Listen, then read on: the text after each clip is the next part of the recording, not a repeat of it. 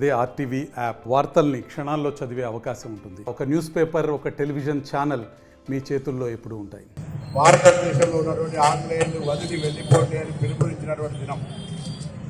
శాంతియుతంగా ఆనాడు స్వతంత్రాన్ని సాధించుకోవడానికి మహాత్మా గాంధీ గారి నాయకత్వంలో భారతదేశాన్ని వదిలిపెట్టమని ఇచ్చిన పిలుపు దినం ఈరోజు 83 సంవత్సరాలు అయింది.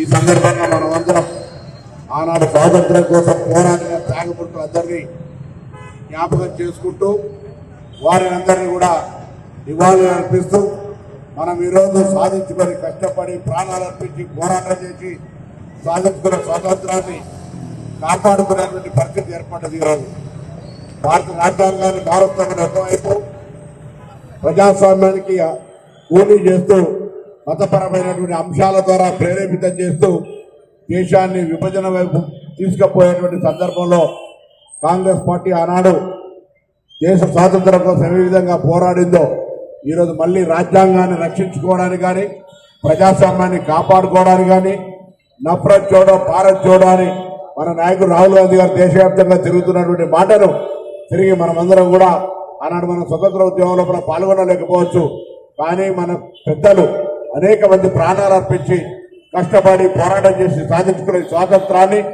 భావి తరాలకు ప్రజాస్వామికంగా మాట్లాడే హక్కు, జీవించే హక్కు, స్వేచ్ఛ అన్ని రకాల మనం పొందాలంటే ప్రజాస్వామిక రాజ్యాంగపరమైనటువంటి వ్యవస్థ కొనసాగాలి. కాబట్టి అది కాపాడుకునే బాధ్యత ఈరోజు మరొక ప్రతి పౌరుడి ఉంది.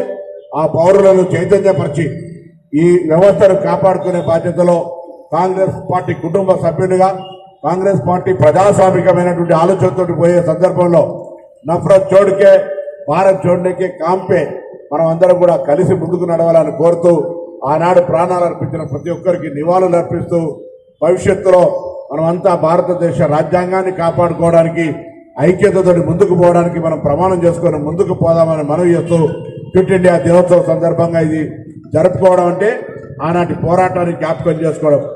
నెహ్రూ గారు దూరదృష్టి, గాంధీ గారి శాంతియుత పద్ధతి, దాని తదుపరి ఇందిరాగాంధీ గారు కావచ్చు, డాక్టర్ బాబాసాహెబ్ అంబేద్కర్ గారు కావచ్చు, మౌలానా అబ్దుల్ కలాం ఆజాద్ గారు కావచ్చు, సర్దార్ వల్లభాయ్ పటేల్ కావచ్చు, ఈనాటి తరానికి యువతకు అవకాశం ఇచ్చినటువంటి అనేక మన ప్రజాస్వామిక వాదులందరినీ కూడా మనం ఈ సందర్భంగా గుర్తు చేసుకుంటూ వారికి నివాళులు అర్పిస్తూ దేశంలో అనైక్యతకు, అశాంతికి ప్రయత్నం చేస్తూ ఉన్నటువంటి వాళ్ళ పట్ల అప్రమత్తంగా ఉండే విధంగా మనం కార్యక్రమం కొనసాగాలని కోరుకుంటూ అందరూ నమస్కారం చెప్తూ తెలుగులో న్యూస్ కి ఫాస్టెస్ట్ యాప్ ఇప్పుడు టోటల్లీ న్యూ అవతార్లో జస్ట్ 5 seconds లో కంప్లీట్ న్యూస్, సోషల్ మీడియాలో ట్రెండ్స్ కి one stop solution, live TV app, voice search option తో ఇప్పుడే డౌన్లోడ్ చేయండి లేదా అప్డేట్ అయిపోండి. యాప్ లింక్ డిస్క్రిప్షన్ లో ఉంది.